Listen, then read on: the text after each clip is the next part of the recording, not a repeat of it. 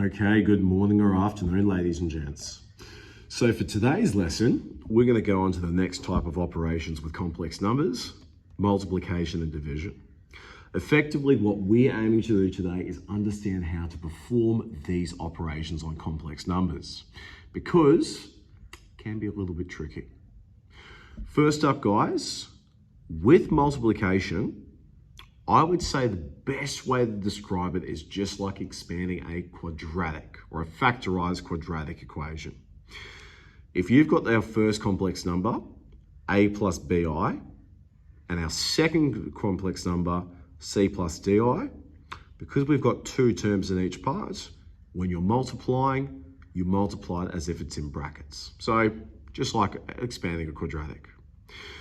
So for our first example, if Z1 is 2 take 3i and Z2 is 2 plus I, find the multiplication of these two complex numbers. So you put it in notation like this. You expand it out as if it was a quadratic. You recall that I squared is equal to -1. And this is the key point here, guys. Effectively, what we're doing is we're changing this number. 4 take -3 becomes +7. 2 take 6 becomes -4. So 7 take 4i. It still leaves it as a complex number. However, you can see that one of our initial imaginary components disappears and a new imaginary component pops up. Complex division, however, is a little bit more tricky. And just before we get into that, there's three different things that we need to go through first. The first one is the complex conjugate. Don't be scared of the big word, guys. It just means a reflection of our imaginary number. And remember its denotation, Z, or any of our complex numbers with a line above it. So effectively, if Z equals A plus BI, then the reflection of this would be A minus BI. Vice versa, if Z equal A minus BI, then its reflection would be A plus BI. So do try and remember this one. So for our next example, if Z equals, and I don't know why I've removed one of the equal symbols, let's go for it here. 2 take 3i, and Z2 is 2 plus I, let's find the reflections on both. There's no crazy mathematics for it here. You just change the symbol between the real and imaginary components. Therefore, the conjugate of Z1 is 2 plus 3i. The conjugate of Z2 is 2 minus I. Let's go on for this example though. If you were to try and find the addition of our two conjugates, well, effectively, we still are just adding our real, then our imaginary components. 2 plus 2 is 4. 3 plus minus 1, oh, here's my error, is plus 2i. And lastly, for the multiplication of both conjugates, you put it as if it was a factorized quadratic, expand it out, and collect your like terms. If you are multiplying by a complex number by its conjugate, you're making it real. Which sounds a bit silly, but if you think about it, we already know that if you multiply I, it's going to become by itself, it becomes I squared, which is -1. So you're removing the imaginary components. Let's go on to the next thing. So effectively, and this is how we prove this one. So guys, complex numbers, it won't say it's too much, but we are just proving this one here. If this complex number is A plus BI, and its conjugate is A minus BI, you put it in factorized form, you expand it out, ABI cancels out, I squared turns into -1, negative becomes positive, leaving us with A squared plus B squared. Therefore, a real number, which if you guys pause this, you'll see in our next example.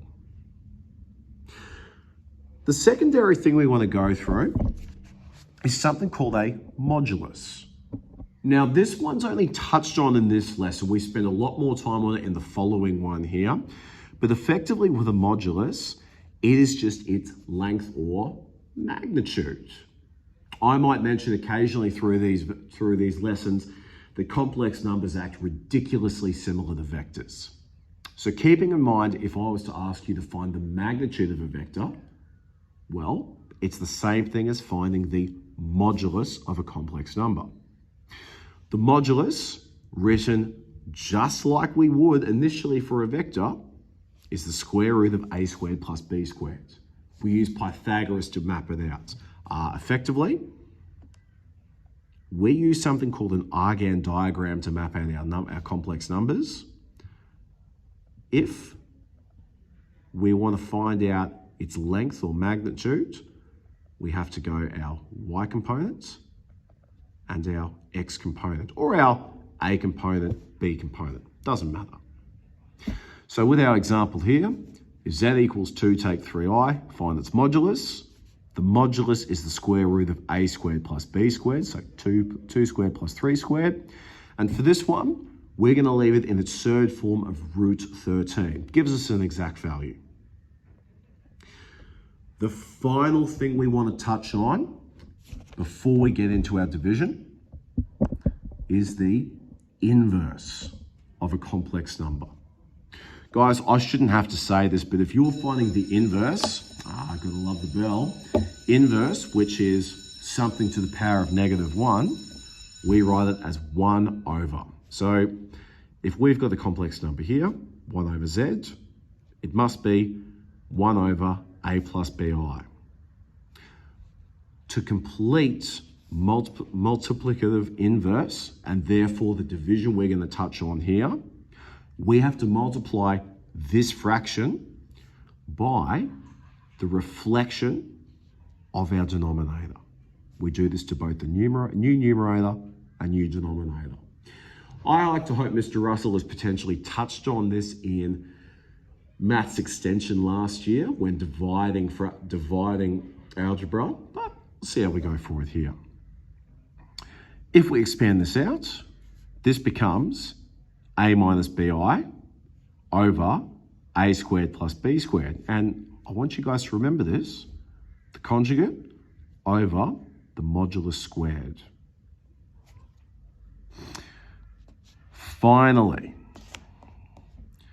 with complex division, we multiply both the numerator and denominator by the conjugate of the denominator.